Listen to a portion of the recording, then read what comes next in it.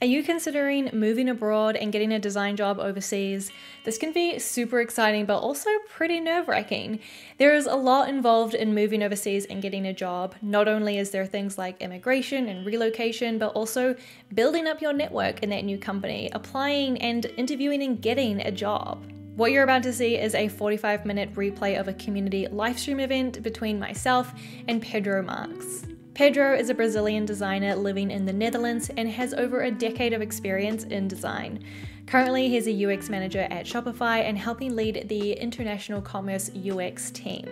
In this live stream, we covered topics like how to find a job overseas, how to apply for a job overseas, the logistical process of immigration, applying for visas, but also cultural things and what to do if English isn't your first language or it's something that you're struggling with. We also talk about how to build confidence in a new culture and also how to negotiate when you're not familiar with that local market. If you want to join live streams like this in the future live, then head on over to femke.design/community. I would love for you to join my Super Pair community. Over here, we do monthly guest live streams like the one you're about to watch, as well as group design critiques, office hours, and more. And I'm also really grateful that Superpair is a sponsor of my channel. They help me do things like this community, as well as one-to-one mentoring. So if you're interested in either of those things, links are below. Okay, enjoy the replay.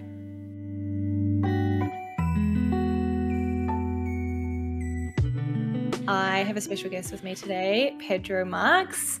Pedro is a Brazilian designer, but based in the Netherlands, and has more than a decade of experience building digital products and teams, and he currently leads the international commerce UX team at Shopify. And our topic for today's stream is going to be all about getting a job abroad. I've worked overseas in 3 continents now. Pedro, I know you've also worked in a couple of continents. So we've got a lot of experiences to share today that we're going to get into. Throughout this stream, if you have any questions, feel free to pop them in the chat on the right-hand side and mark it as a question. And you can upvote others' questions also, and we'll make sure to bring those up as we go throughout the stream. But Pedro, welcome. It's so nice to have you here. Thank you. Yeah, it's very nice to be here, like watching you on YouTube in your streams, and now I'm on the other side. It's a fuzzy Now you're feeling. living it. Yeah, Yeah. totally. Well, I'm so happy to have you here. Maybe we can start with you sharing a little bit about your background and like your story into, going from a designer in Brazil to now in the Netherlands. Can you share a little bit about your story there? Yeah, sure. Yeah, I've been designing now for a long time, like 15 years or so, which kind of gives away my age, but I I've been here in the Netherlands now for almost 8 years. It was never a conscious choice, to be honest. I kind of ended up here, but we can get into that later. But I started doing design in Brazil for agencies and startups and all that jazz, and kind of how everyone goes about these days. And at some point, I interviewed for a job here, and the company moved me to Amsterdam. So that's kind of how I ended up right here right now. Here, I done a bunch of stuff. I worked at Booking.com, the hotel website. I helped build the design team at Adyen, like a Dutch fintech. And now then I was also the global director of design at the Adidas. And now I'm here at Shopify, where I'm a senior UX manager in the international team. So we basically build all the tools our merchants need to sell internationally. So on like the B2B side. So on the building for merchants and make sure that their products get to your hands, kind of. So That yeah, is an there's a lot of amazing stuff. track record. There's a lot of stuff that happened in the middle, but that's kind of the pitch. Yeah, wow, it's so interesting. You've like sort of worked at companies with like various different industries. Yeah, Let's jump back to like that first job that got you over to Amsterdam. Was it yeah. like at the time you were living in Brazil, you were consciously wanting to move overseas and like were looking for jobs abroad, or were they also Yeah. based in Brazil? Like what was that kind of process like for you? Yeah, back in Brazil, this was 2012 or 2013. I was really I it was a thing that Brazilians had, and that North America is the place to be for everything. It's more advanced, it's more and more and better and more and better. And I had that in my head as well. So I started kind of interviewing, trying to find jobs in the US, and just really applying for stuff like, I don't know, maybe 100 jobs that I applied for. I wasn't ready for those jobs, but not because they were abroad, but even if they were in my home soil, I probably wouldn't get them either because I was just not at the right time. Um, what happened at that point is that kind of I was frustrated because I actually got a job in Denver in the US, went Oh, through the whole process. I actually started working with them, but then as soon as like the visa stuff conversation started to happen, then everything went sideways because getting a visa to move to the US is hard, and there's a luck thing involved as well. So right. I was really frustrated, and I was like, okay, you know what? I'll give up. I don't know. I'm not good enough, and I cannot get this right now. So I kind of made a plan of in 10 years time, I'll be good enough, and then I'll try to leave abroad. And my reason to wanting to move abroad was just to expand, get to know more things and know more Hmm. people because I don't know. I thought it would be a fun thing to do. Um, so I turned my efforts onto Brazil. I really started collaborating to our UX and development community, started speaking at conferences, and like really went all in into making my community better. And just bringing the stuff that I was learning and teaching developers about UX and UXers about development, and just doing a lot of that. And that kind of attracted a lot of attention in a way that now I wasn't even trying to move abroad, but because of the stuff that I was doing in Brazil, Mm. it's some people took notice. So, and the internet is a wonderful place, especially Twitter, that you get to know folks and you get to know folks abroad and so on. So, what happened was a guy I knew just reached out, like, hey, there's this job here at Booking.com, the company that moved me here, that was to work with startups on that they would acquire, and they needed someone to come in and help the startups get to scale, which was kind of what I was doing back in Brazil. And I was like, yeah, I'll apply just for fun and see what happens. I sent the CV, sent my portfolio. They gave me a call. I was like, oh, cool. Next call, I'm like, yeah, sure. I'll do a design challenge thing, like just for fun. It's not going to happen. And everything kind of steamrolled. And one day they called me like, hey, so we want to invite you for your final interview, and it's here in Amsterdam, and we're going to fly you here for like a whole day with the team and stuff. And I'm like, whoa, wait, what? And I didn't have a passport. That This is Oh how my prepared I was. gosh. Wow. So So you like weren't expecting this at all. not at all. So, and then what happened was came to the interview and I got the job, and I had to like get an emergency passport to even come to my interview because I didn't have one. And yeah, and the rest is history. I got the job, and the company assisted me with the visa stuff. So it was a bit of luck, not a bit, a lot of luck, and being on the right place at the right time in a way. But that's kind of how I ended up on the other side of the pond. Wow. And how much time had passed between the like Denver job opportunity and then this booking opportunity? Because sounds like you did a lot of work between those to like, Yeah, yeah, how much time and what were you doing in that time? it's like a year and a half or Okay. so. And what I did, I realized that my English wasn't the best. Like I never had like formal education in English.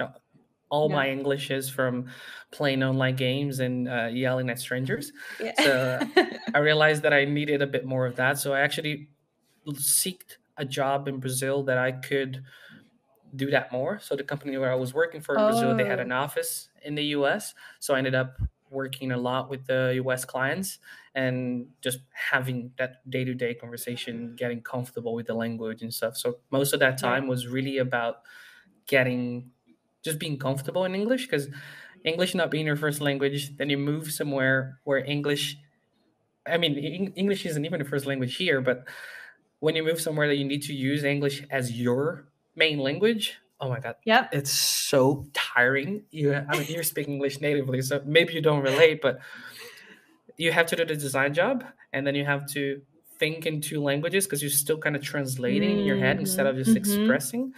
So I spent that year just trying to flex those muscles. I mean, my idea was to spend 10 years doing that, but that was what I started doing to kind of get better at the language aspect of it. Yeah, I mean, I think this notion of you taking a year and a half to like consciously try to, prepare and like practice not only in your like design disciplines and skills, but also from like a language perspective, it sounds Yeah, like.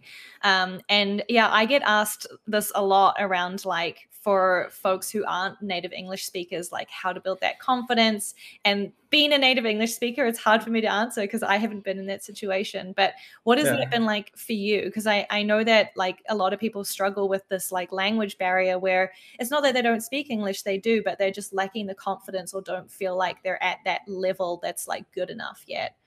What was that like for Yeah, you? I mean, it took me, I don't know, 5 months or so to be comfortable when I was already here. So it's not easy. Right. Yeah. And for a while, I was worried that I wasn't doing my job correctly because I was spending most of my energy just communicating. Translating and communicating. Yeah. Yeah, it would be like 6 p.m. I would go home and I would just die in my couch because my brain wouldn't Exhausted. function Yeah. anymore.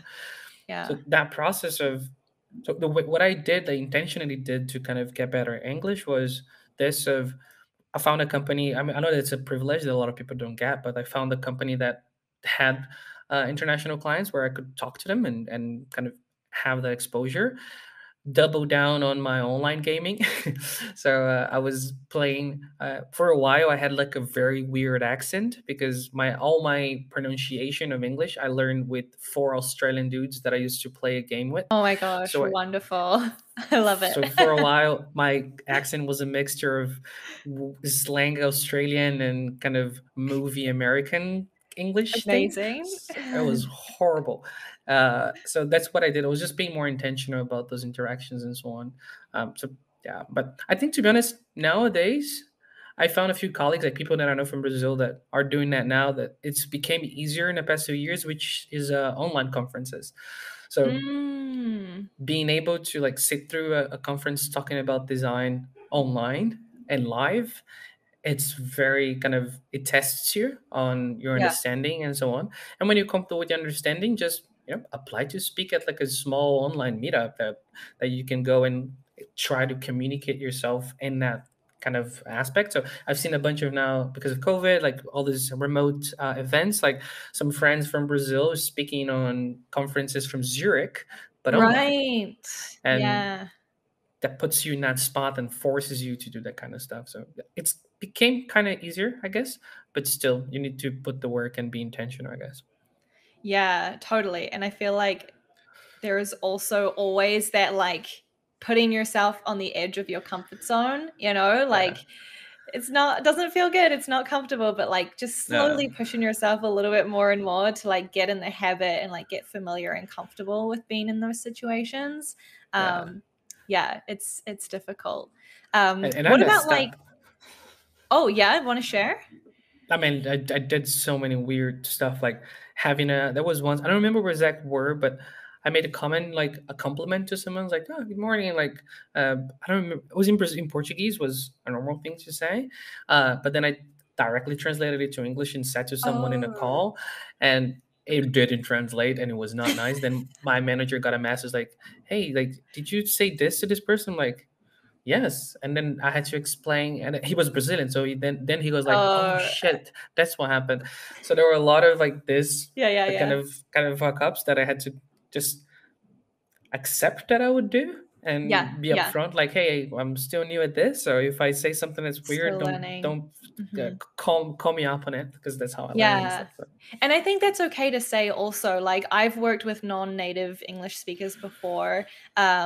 And I think it's totally okay for them to just like tell me like, hey, I'm still learning English, or like I'm still practicing. Like I think it's okay to like set that context too. And you'll find, at least hopefully in most cases, like that English speaker is very accommodating and like very patient and kind about that. So yeah. I think it's okay to bring up also.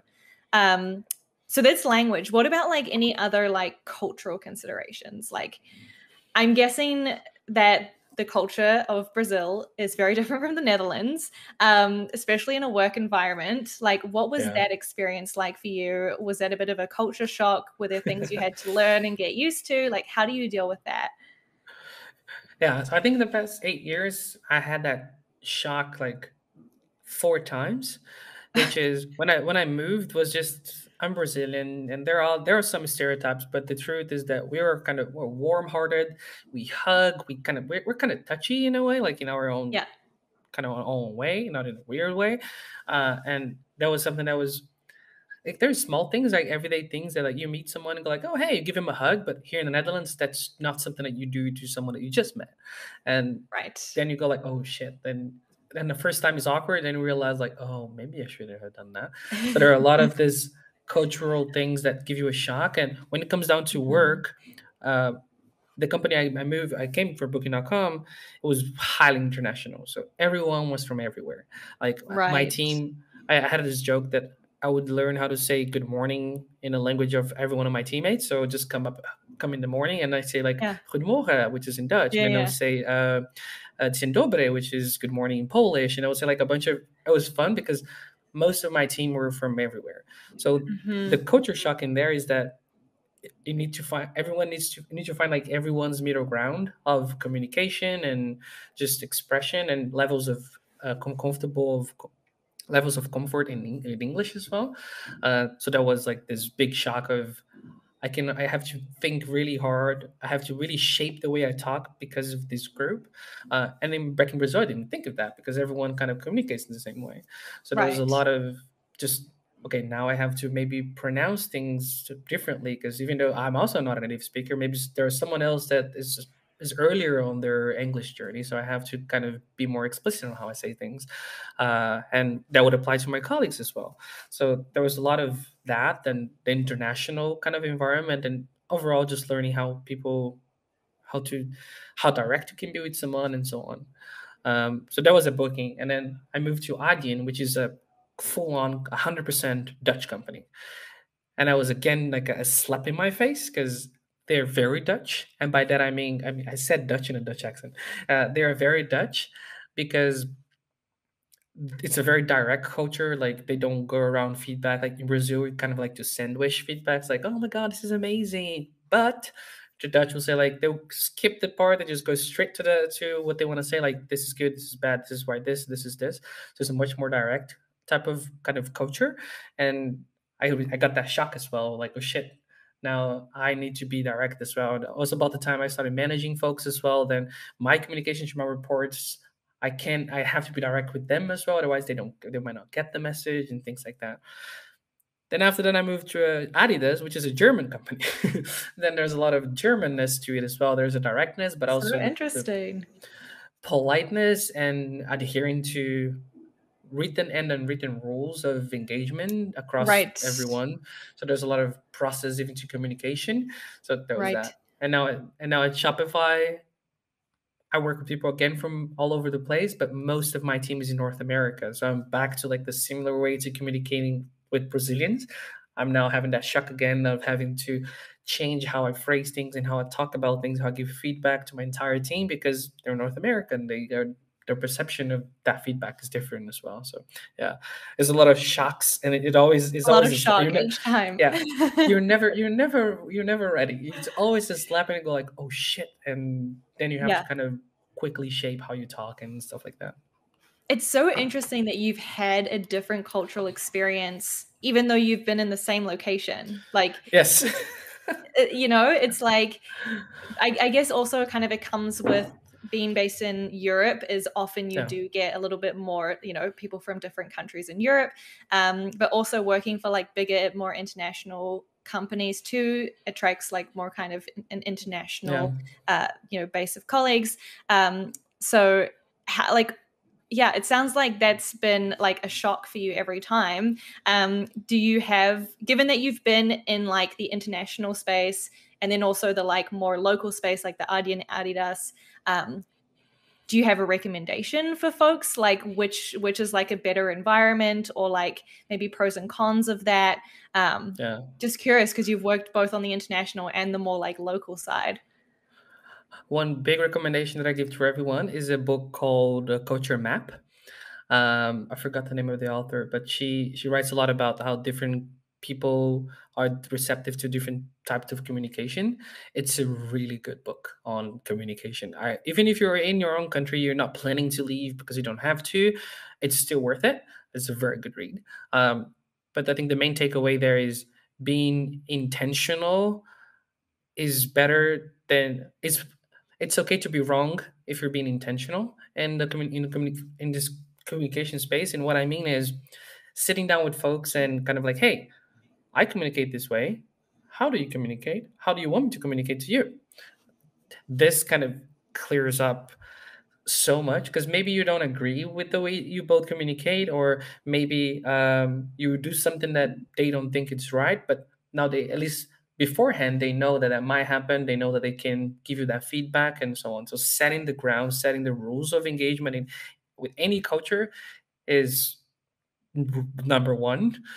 And for me, the second one is stereotypes exist for a reason, but they don't always apply. So just because you're talking to a Dutch person doesn't mean that all of them are extremely direct. That's You cannot make a population into one person. That's not how Right. this works. And so starting with some assumptions is good to kind of phrase the conversation, but using that as the baseline for the rest of your conversations is not a good thing because yeah, Yeah. countries are very diverse, and hopefully you work in a very diverse environment, so there'll be people with the neurodivergence and all of that you Yeah. need to kind of just set the stage. I think that helped. I mean, I learned this in the past 2 years, but after making a lot of mistakes, but that's kind of my Yeah. toolbox for now on.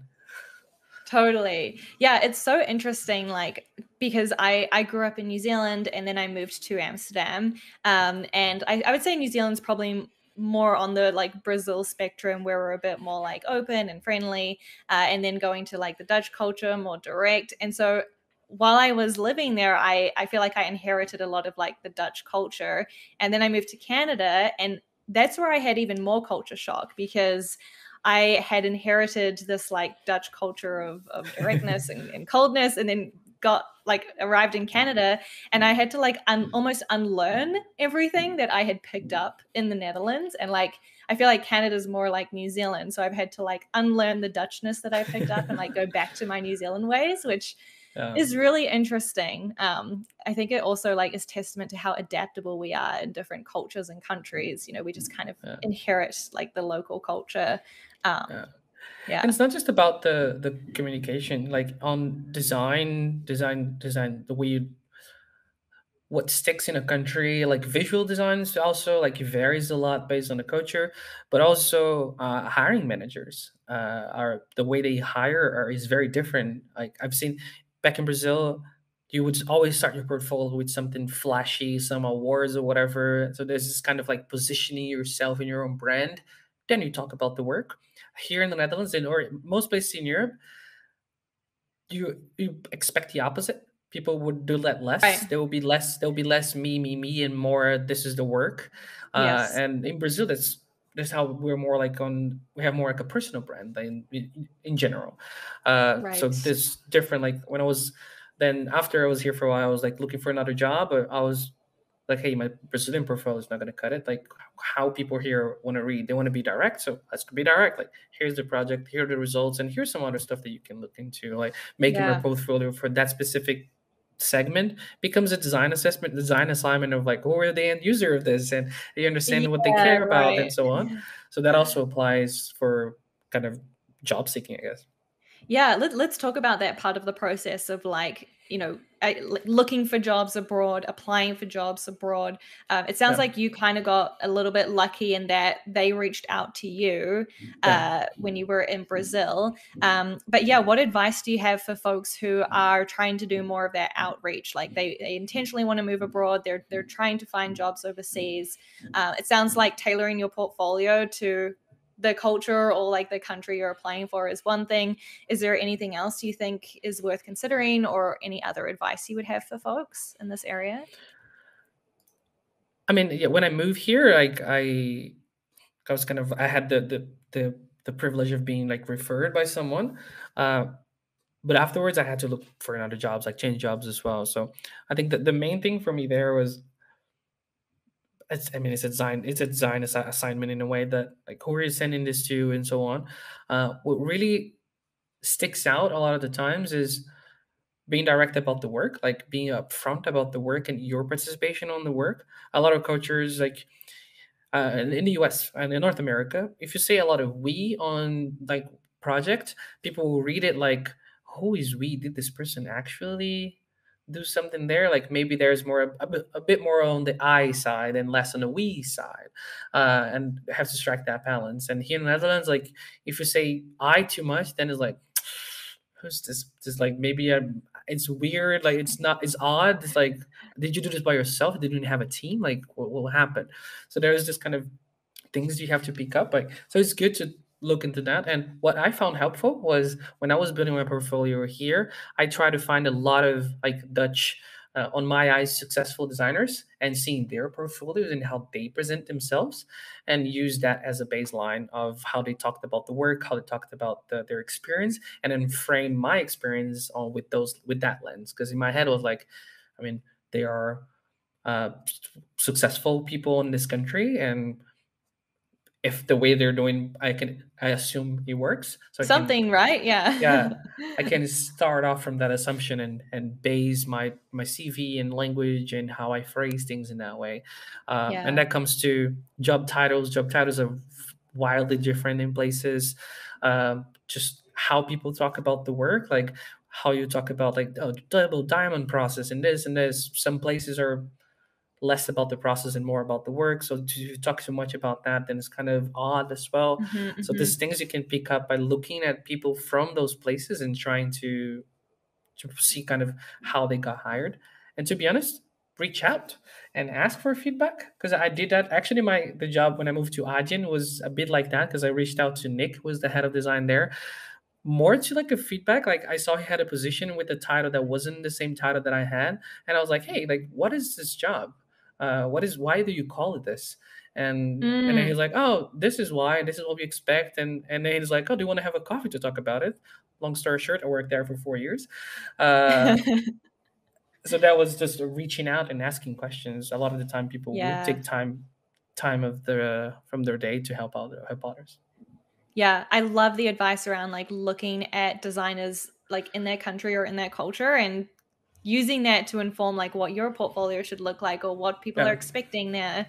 I love that. I was also going to suggest like joining communities there. Like now with yeah, this remote online world, you don't have to be in a specific place to join a community in that space, right? Like there's so many online groups and Slack channels and whatever. So that's usually what I recommend also to folks is like, I don't know, if you're interested in moving to Denver, Colorado, just do a Google search of Denver design community, and I'm sure that you're going yeah, to find something. And so I think that's like worth doing also is like trying to network into that community. You don't have yeah. to be there yet, but you start building connections and seeing what designers like in that area. I think that can be really beneficial also. Yeah, I think I own the last 10 years of my career to Twitter. So, so that's where Yeah. the infamous design Twitter. And a lot of the people that I did the exercise of kind of mirroring their how they talk about their work and themselves. Now I met them, I work with some of them, so it's like, hey, this is cool. So yeah, that's definitely a good, very good advice. Totally. Let's talk about a more tricky topic, which is sort of like salary negotiation, Yes. or like, what to expect. Like, this is something I really struggled with when I was moving abroad, is I had no idea what like a competitive salary was or like what to expect. It's a different currency, different market. And I remember having to like I literally took the offer that I was given and I like cold LinkedIn messaged other designers in the city and was like, Yeah. "Hey, is this a good salary? Like, I see you're a designer in Toronto. Is this like good? Like, what do you expect?" Because I had no frame of reference. Yeah. What was that like for you? What has your experience been with that? When I moved here and when I moved here the first time, uh, honestly, I couldn't care less about the salary. What I cared in that initial negotiation was visa and relocation. So that was what I really was looking for. I overlooked the salary in a way that I ended up being Right. underpaid for a few years, and which is Okay. not fun. But Yeah. that was a lot of what I was. So I think on a negotiation is what are you looking for and prioritizing that. Like if it's elevating your current standards of living, base salary. If you're looking at having a better cushion in the future, maybe that's options. If you're looking to move countries, maybe you want to give out a bit of salary for a better relocation and visa process. So I think that that negotiation depends on what we're really looking for. Like for example, for people in South America, wanting most people in South America wanting to move to Europe, you need a visa. So, and for a company to give you a visa, they need to have a specific registration thingy to bring Yeah. you here. Yeah. So maybe there's a company, another company here that would pay you 20, 30% more, but they're not going to be able to afford or to give you the visa that you need. So my negotiation there was on my type of visa, on how long that visa was for, how long my contract was for, and the base salary was like, as soon as I'm settled in that country, then I'll figure that out. Uh, Kind of worked. Maybe I could have done a better job, but that was what I did at that moment. So what I was really into was like I want to go. As soon as I'm there, Yeah. then it's fine. But this differs because here in the Netherlands, at least, even if your company sponsors your visa, the visa is yours, so you can move companies freely. Oh, They it's just like need to kind of open. yeah, so they don't you're not tied to that company after you move. Like I heard of people like don't do that, but I heard of people. I mean, do it, Right. whatever. People moving in and get on a new job in 3 months and then change jobs, and because they can, because the visa's theirs. There's not they're not tied to the company that brought them here. I Yeah. know that's not the case in the U.S., for example. There are a lot of issues with that and so on. But yeah, you need to maybe look into how visas work in that country. No, totally. Yes. When I relocated from the Netherlands to Canada, I was on a Uber sponsored visa, which was like a closed work permit essentially. So Yeah, my residency in Canada was tied to Uber basically, which meant I yeah, couldn't necessarily move around as freely as maybe I would have wanted to.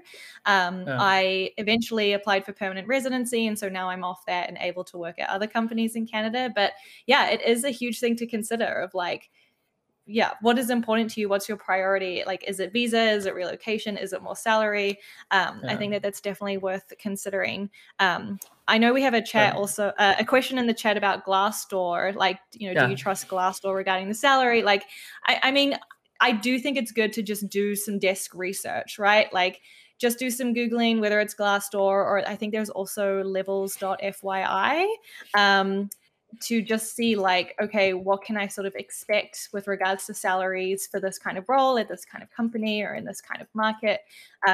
So yeah, I think also like what I mentioned earlier about joining the local communities, that comes in handy at this Yes. stage too, where you can then like reach out to the people that you've already been chatting to and like get their feedback or opinion or perspective on the offer that you've been given.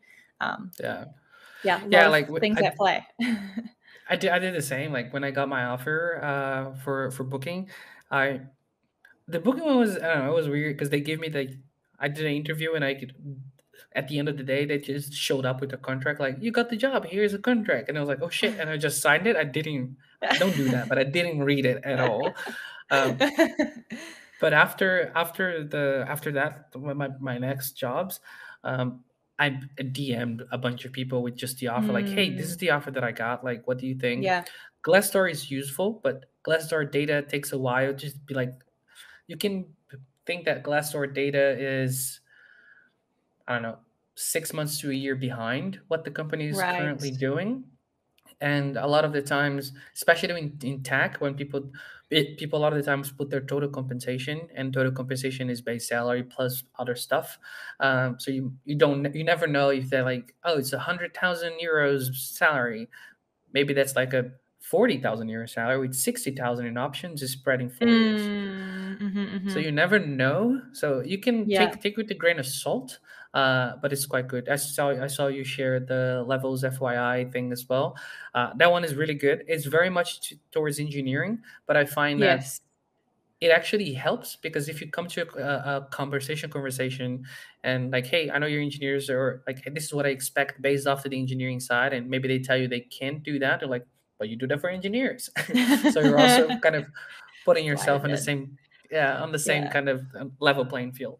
But the community aspect for me was the biggest one. Like I still Yeah, like totally. sometimes on some Slack communities or on LinkedIn, people come to me like, "Hey, I got this. I got an offer in Amsterdam. Like, can you help me out?" I'm like, I Yeah, don't think money should be that big of a stigma. Like you, like based totally. off the video that you posted last week. Uh, Yeah. so completely fine, and I think it's fair that people Yeah. share and ask questions about money. But yeah, one Yeah.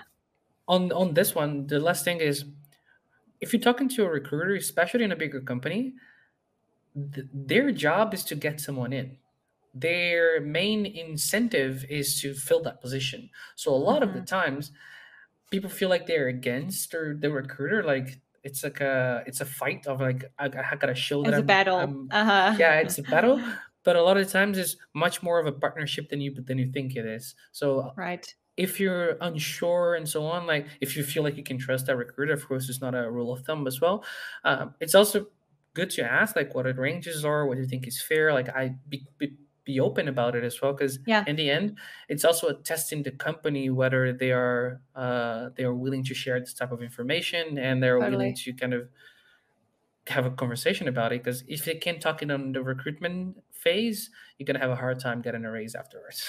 Totally. Yeah, yeah. Yeah. And there's so much to consider, like, than just like base compensation, right? Like, you also talked about equity or like any other benefits. Actually, when I relocated from the Netherlands to Canada, I was doing an international transfer from like Uber Amsterdam to Uber Toronto. And nothing about my job necessarily was changing. Like, I was staying at the same level, like I wasn't necessarily getting a promotion or anything. Um, and when I got my offer for Toronto, it was considerably less than what I was making in Amsterdam. And I remember going through this like crisis of like, oh my gosh, I'm going to be paid less. Like I'm getting paid more in Amsterdam than Toronto for like the same job. And like it took me a while to like figure out what was going on and like sort of how I felt about it. That's when I started reaching out to other designers, being like, is this a normal salary here or am I like getting screwed? And then it also took me a while to like consider taxes. Like taxes in the Netherlands are so much higher than So taxes high. in Canada. So once I kind of realized that and did the calculation and the math, it actually did end up being about the same take home pay. But because taxes are so much higher in the Netherlands, the like salary is like higher to accommodate for that. So yeah, there's a lot that goes on. It's complicated. It's difficult. Talk to your friends. Talk to someone who's like at that company in that industry. Talk to your recruiter.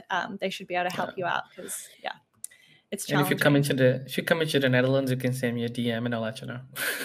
There you go. Pedro's got your back. Okay, let's talk a little bit about visas because you did bring that up. Yeah. So, yeah, what has your experience been there? It sounds like you were brought to the Netherlands on a visa from Booking.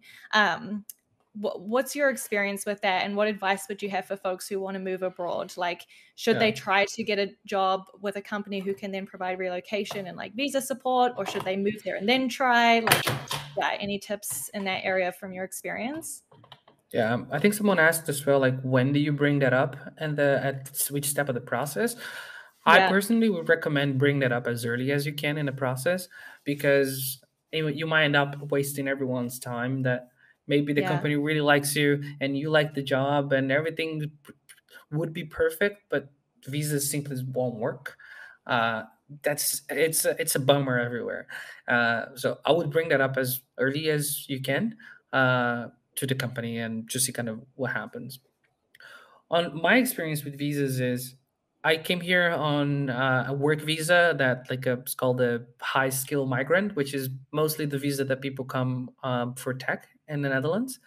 Um, but when you look at the visa situation in Europe, it varies country by country. So if you already have a target country that you want to go to, just take a look at the legislations and how it works. Because a lot of the times, a company might not even know that they can bring you, but if you come with a little bit of knowledge, that can actually help. Uh, So, like for example, right now I'm still on a visa, but I'm working for a company. It's a Canadian company based. They also have like a legal entity in the Netherlands. They thought they wouldn't be able to sponsor my visa, but because I know in the rules of the visas, after 5 years I held a specific visa, I can change to another visa. Blah blah blah. There are ifs and ors in the rule in the law in the rule, and I just brought it up. I was like, oh hey, actually you can. So that was off the table. Now they know. Then the interview process went quite okay. So I would bring that up as soon as you can, and just have a candid conversation about that with whoever you're interviewing with. But did I answer the Yeah. question? I think you had more Yeah, stuff in the yeah. question. Yeah, no, I think that's a good point. I actually experienced this somewhat recently when I was interviewing for Wealthsimple. I didn't mention anything about my visa situation in Canada, not intentionally. It just didn't really come to mind. And then it wasn't until we got to the offer stage that we realized, oh, I'm actually on a like closed work permit with Uber, and so like Wealthsimple would have to take over the visa from Uber, and unfortunately, Wealthsimple doesn't do that. They're not in a position to do that. So then there was this like weird holding pattern where like I signed the offer and like I wanted to join, but I legally could not join because of my Yeah. visa situation. And so, yeah, long story short, I eventually got permanent residency and that's how I could join. But yeah, I didn't bring it up by accident basically until the very end. And so I agree. I think it's definitely worth a conversation earlier in the interview process to avoid being disappointed and making sure your expectations are aligned. Yeah. One Yeah. thing What about? Go on ahead. the visa stuff is that a lot of people I've heard from friends that when they're trying to apply for a job here or anywhere else, they're like, oh, I want to maybe keep the visa information till later because they think that Mm, might kind of play against them when you have like two yeah. candidates. I Right. have this Dutch candidate that can just change jobs and this Brazilian candidate that would need a visa. Right. In smaller companies that could be true if they have like if they need someone faster or if so then it's not even faster because in the Netherlands you have like a longer notice period, so most of the time this is going to end up in the same Oh timeline. yeah. It's like 3 months or uh, something. yeah, no, it's a month, it's a calendar month which usually turns into and you can most of the time actually get the visa and moving someone in 2 months. I did Yeah. that, so time wise will be the same cost. If a company really wants you, it's embedded in their cost, so it's all fine. Yeah. So for bigger companies, the visa conversation is one department. Whether you're good for the job is a different department, and they have very different concerns. One usually doesn't affect the other, so that plays less of a role than you might think on more established companies. They're usually the ones that would be more willing to bring you on board. For them, is really Yeah. just finding the right people, and that's it. Yeah, I do feel like because not all companies are able to, from a legal perspective, provide visas and provide relocation support, it does kind of limit your pool of like companies Yeah, to apply for if you're applying for a job from abroad. And it's also sometimes hard to know like which companies provide visa support, which ones don't. It's not like yeah. they like always advertise that on their careers website. So it is just worth keeping that in mind. In my experience, usually like the bigger, more international companies are more set up to actually provide that support. So it's probably a good place to start with applying. Yeah. Yeah, and you asked no question that was a part of oh, it disappeared. Whatever. Okay, On the no visa worries. side, on the visa side of whether to get a visa first or try to get the job first. Mm, Um, in most countries, it's much easier to get or a company to get you a visa than for you to get a yeah, visa for yourself on your because own. they likely have a legal department that already done it 100 times, so it's much easier. And in a few countries in Europe, at least in Europe, if you're brought here, you have a lot of fiscal benefits that because you were wanted, but if you're Yeah, already here, you don't have those. Like an example is right. that there is this 30% ruling in the Netherlands where you pay a little less. A lot less tax. If you got a job and you're already here, you You don't don't get that apply. benefit.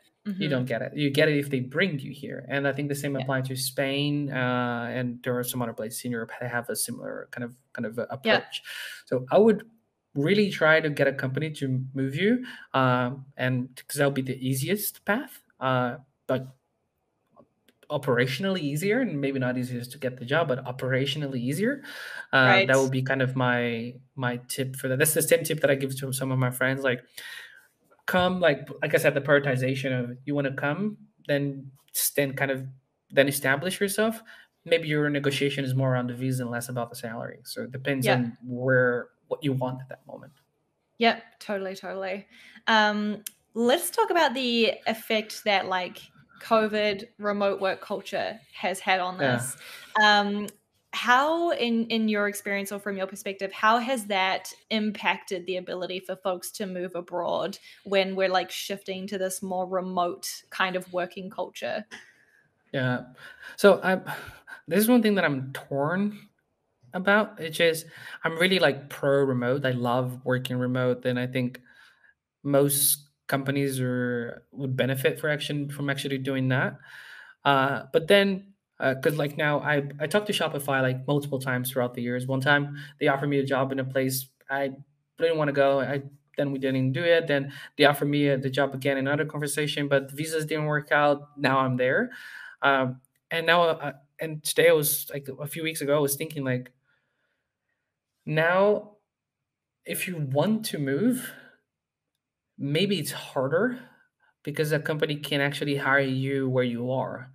Uh, and even though I love the remote stuff, I think that might make it a little different for folks to move around because now if the company can afford to hire you at where you are, it might be actually cheaper for them. And there are a lot of other complications and stuff like so. It might make companies less successive,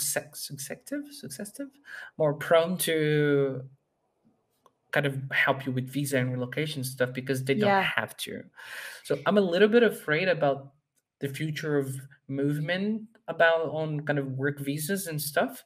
But yeah, I don't have an answer, but I do think it might be a little harder at the moment to do that than it Yeah. was 5 years ago. Well, actually, like 2 years ago.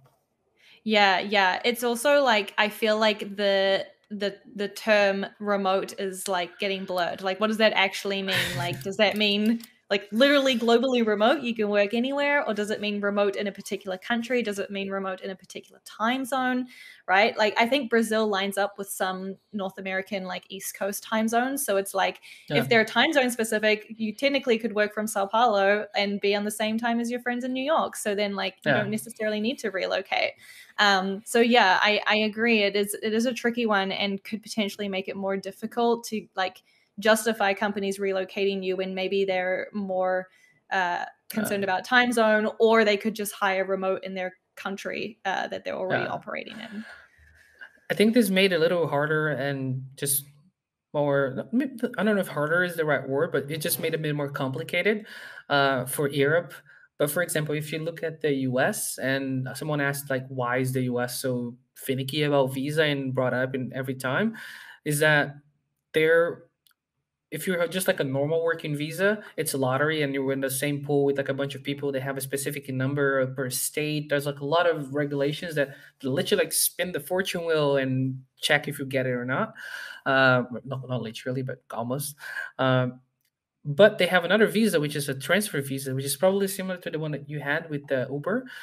For the US, I know because I did that research because I wanted to go there for a while. They have a visa that's like a work transfer visa. It's called a L1, which is if you already work for that company somewhere else for a year, you can just go without having to get into the normal kind of H1B line. And that's a very easy way to get there. But then now you're trapped in that job because you cannot kind of Yeah, that reapply for another company. visa. Then there's another heap of complications on regards to visa situation. So maybe it helps because people can then get a job, then move, or yeah, I don't know how the future holds, but maybe you need a little more planning now if you intend to move abroad. Because honestly, like I know friends that are here in the Netherlands that they're not very like happy with the country or the culture or whatever. They came for like a better job or a better pay, and they didn't want to exactly just move abroad. They just want a better financial stability or situation. And actually now you can actually have that in Brazil. So if the only reason for you to Mm, look for a job abroad was The monetary I reason, see. now it's easier. You don't need to leave your home, Because you literally. can stay in Brazil and work remote for an American Yeah. company. For Yeah. example, I know a lot of people now, which is another whole conversation, but a lot of people that are making like American salaries and European Yeah. salaries in Brazil, and when you convert that into our currency, there is just It's a outrageous. lot of money. So Yeah. it's like if that's your motivation now, it's easier. But if your motivation is just go somewhere else, learn other Right. cultures, or leave for any particular reason, maybe it's a bit harder. Yeah, that's really interesting. Yeah, it depends what your motivator is and what's most important to you. I feel like I have friends moving back to New Zealand who previously were living abroad because now they realize they can do their job from New Zealand. And so, like, Yeah. get paid an American salary from there because now remote is fine. Whereas, like, pre pandemic, there's no way. Like, New Zealand, it's so far away. People think it's like on another planet. So, yeah, things are really changing. We got 10 minutes left and we do have a few questions. So let's start Yeah. getting through a few. This top one from Anais. How is the recruitment market in the Netherlands for product designers and UX UI designers? So yeah, I think they're asking like, what is the recruitment market like? What is it like kind of applying for jobs there? Yeah. They are like anywhere else, to be honest, there are a lot of jobs, but there is the unfair reality that there are a lot of senior jobs because I don't know why Everywhere. companies I do feel like that, that's but everywhere. Yeah. I believe it's as harder as ever to break into design. But if you're looking for another job, there are a lot of opportunities. Like you can go to my LinkedIn, you're gonna see my first post is a friend of mine. It's already here. He wants to move jobs, and I have a network, and I know his work. Like I hired him in the past, and I just made a post like, "Hey, I have this designer X times experience, good X and Y. Like any recruiters want to reach out." Oh my God, I got more messages from that than when I was looking for a job. Yeah, And it's hot right there were a lot of now. recruiters just like, hey, can you refer me this guy and so on? Like, and then I send his and hers profile, and so it's nuts at the moment. But I think is hit more heated at the senior and like staff levels, which I don't agree with, but it's just the reality. Or is that so? It's still as hard as ever to break into, but probably easier to change jobs if you're on the lookout Changing for a new jobs. one. Yeah. And what about her second question is, do you see any cultural differences? So, from your perspective, it sounds like you've interviewed a few times here in the Netherlands because you've Yeah. switched jobs a couple of times. Have there been any cultural differences or considerations during that process? Yeah, yeah, definitely. Like I've been a hiring manager for the last 8 years. I've hired a lot of people in here and also Germany and other places. There are definitely differences. I think the main thing is the narrative that I mentioned before and how you present your work. And you might get that with time, like you interview with the company, you see kind of what they care about, and if they give you the feedback, then if they give you the feedback, then you can act on it. But what I see the biggest cultural difference in the Netherlands that it's a we country. It's much more about the team player Mm, type of the work than of like the rock stars and blah blah blah, this uh-huh, kind of uh-huh, stuff, like uh-huh. this inflated Silicon Valley Steve Jobs mentality doesn't fly here that well. The team player flies much more.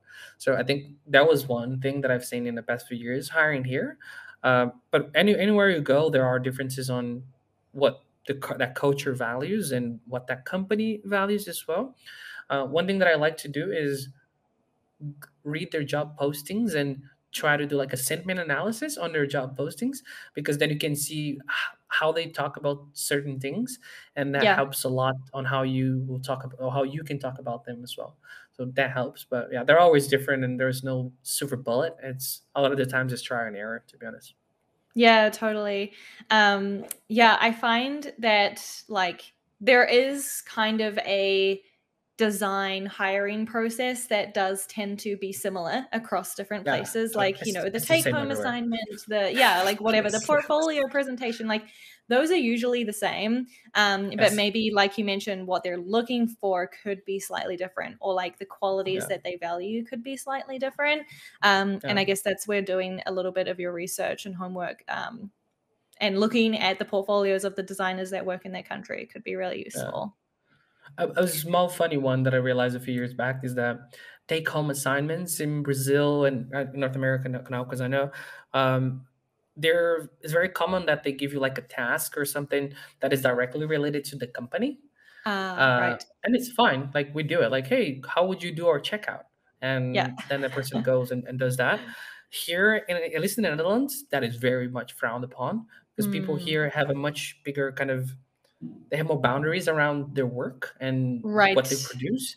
So Yep. if your company in the interview process asks you to do something that is like production level that could actually be something that they use, they will Yep. refrain from that. So I've seen a lot of the interview process Interesting. here being more around kind of code design exercises about different topics and that are not Mm-hmm. directly related to the company.